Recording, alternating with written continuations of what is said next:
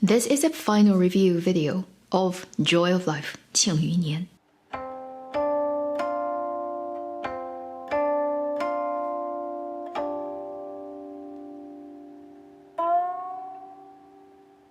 Hi, you're watching Avenue X, where a junkie on good storytelling shares their thoughts, knowledge, and occasional weird ideas on stories and how they're told. 庆余年, Joy of Life, the first season, has finally officially finished airing for 99% of the people on this planet if they're chasing this drama, but we all know actually probably they already have seen everything because of the piracy problems that it has had. Still, though, if you've been following it as it comes out on the Chinese streaming platforms without paying extra money, just being a normal subscriber, then you've already seen all the 46 episodes of the first season. People have said a lot of things about this drama, the good, the bad, the very stupid action coming from the streaming platforms iQIYI and Tencent.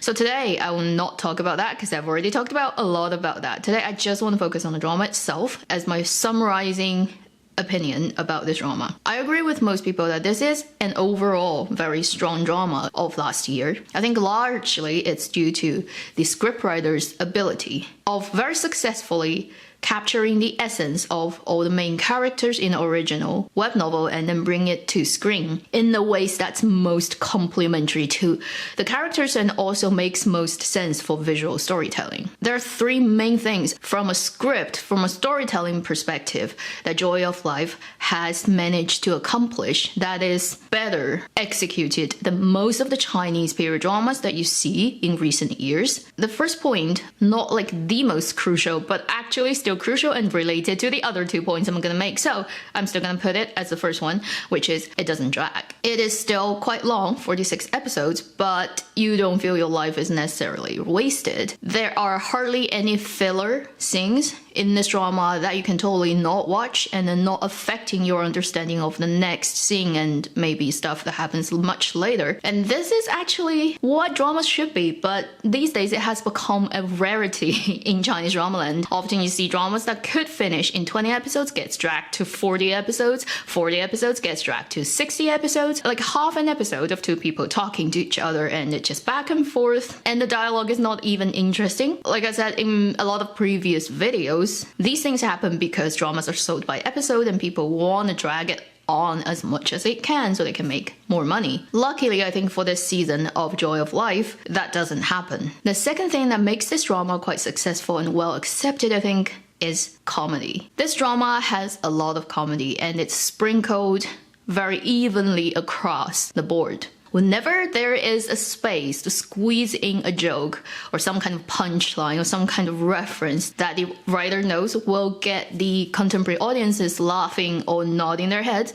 they will do it. Unlike a lot of sort of time travel and contemporary person's personality and brain goes into sort of ancient time setting dramas, this one didn't pick the most obvious jokes and punchlines that you can pull with this kind of setup, and it's very well integrated with the character, the main character Fan Xian, growing up experience, is his experience of going to the capital and meeting people and daily life. It pops up at places that doesn't feel it's intentionally set up to make that joke. It feels very natural. Apart from that contemporary person's brain knowledge conflicting with a time that doesn't understand what he's talking about, it also has a lot of sort of naturally generated jokes in the interactions of the main characters. So this drama, although it's heavy with conspiracy, adventure, that type of storyline, it's also very fun. Every episode has something that can make you laugh. The comedy aspect of this drama is very well done, so it sustains the audience's interest, but at the same time doesn't unnecessarily take your attention away or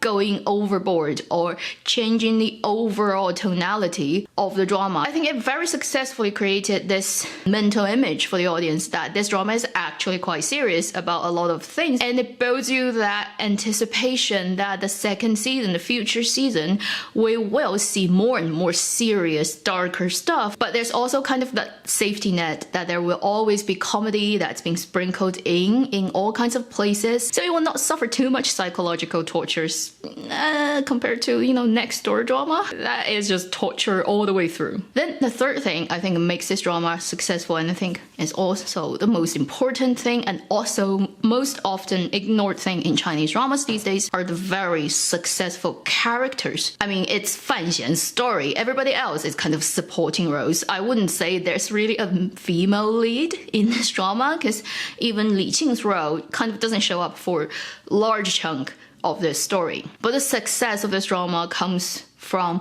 every character, every supporting role is so well defined. They're very different from each other. You don't mix anybody up with anybody else. And they each, no matter how small or how big they are, have something fascinating about them that makes you want to dig deeper and want to see their storyline. So when our lead character doesn't show up, you don't feel bored, you don't feel the need to fast forward, because now it's talking about that supporting role that you are actually interested in, knowing what it is about them. There are the through line supporting roles who are always there, that are beautifully done and defined, such as Wang Qinian, the major joke maker and comedy timing person, such as Wu Zhu, a guy who you never actually know what he really looks like throughout the whole drama. I mean, I haven't heard anybody who has any complaint about Wu Zhu, Uncle Wu Zhu. Everyone is so looking forward to the final revelation of what he actually looked like because he hasn't showed his eyes throughout the whole thing. And I wonder, like, when the actor was acting his role during filming, how difficult it was for him, because he would literally be bumping into everything because he can't see. And are you surprised? It's actually the same actor who gave us the most cringeworthy performance at 演员请就位, the Tencent entertainment program about acting. I mean, can you even believe it's the same person? It just shows when with good script, good writing, good direction, the ability of the main creative crew of a drama, what miracle it can produce. Then you also have Li Xiaoran, sort of the nemesis, the major nemesis in the first season for the main character, the princess. In an interview the actress Li Xiaoran did recently, she said she wasn't initially interested in playing this role, not because it's a bad person, but because she thinks the initial script makes her bad for the sake of being bad. She's just there as an obstacle for the main lead character. There's no reason for why she is that bad, and she has her reservations for playing a two-dimensional bad guy. But then later the script kind of changed and then gave her more dimension and gave her that scene with her daughter explaining why she is kind of the way she is. I'm not sure about that process, whether it's because her input that changed the scriptwriter, or maybe it was just a still product in process. Anyway, I think that was a very well acted scene and very successful, and I agree, it's a very pivotal moment in this drama that makes sense for this character. So she's kind of taken good care of as a character from the writer's perspective, allowing her to be a person rather than just a tool or a plot device. Then we have those sectional supporting roles that show up for a couple of episodes and then disappear or dies or whatever, but they're all also very well written, and you see the multiple layers of this person that is not just for the sake of this part of the plot, such as Teng Zijing, so important. He was actually alive in the original story and didn't die in the way that the drama made him die. But I think the writer made a really clever choice of creating his death as something that kind of catapult our main character Fan Xian to do all the things that he does in the first season. And everybody really liked Wang Yang's portrayal of Teng Zijing. And then Cheng Junshu, the character only showed up for a couple of episodes, and in 99% of Chinese dramas, if you see a character like that who is basically a fighting machine who doesn't have a brain and no emotional, like importance to anyone, 99% of a drama would treat him as a tool. He would just show up and go crazy and create a little bit difficulty for a main character and die. But in Joy of Life, a character who is that minor also gets his full arc. He is made three-dimensional and human with his interaction. Very small interaction, but very important with the kid character. And this is what's special about Joy of Life, is it takes care of all its characters, no matter how major, how minor they are. They deserve being recognized and being treated as people. Even for the roles who are lesser major than these supporting roles, such as Gong Dian, who really didn't show up that often, such as Xiao Yi, who also didn't really show up that often. You understand their difficulties, their dilemmas, their human sides. So in this drama, everybody is written as a human, not as a tool. I think this is so rare these days in Chinese drama land, especially when entertainment kind of heavy drama gets produced, like mass manufactured stuff. Joy of Life's origin is a very typical male-oriented web novel that's written for fast enjoyment, for instant gratification, for the money, and for running it really long so that, money comes in for the writer every day. I mean, honestly, that's what it is like for the web novel writing world. And I think the scriptwriter Wang Jun really did very good work adapting that huge chunk of material, adding stuff onto it that makes it actually more than what it was originally. For example, Guo Qiling's role, the brother of Fan Xian, was just a guy who really likes money. Not that likable at all, pretty annoying, and there's no more dimension to him other than that. But in the drama version, Guo Qiling's role is very much liked by all the audiences, and people are actually really intrigued about what the future of this character would be, and people want to see him showing up, making his jokes.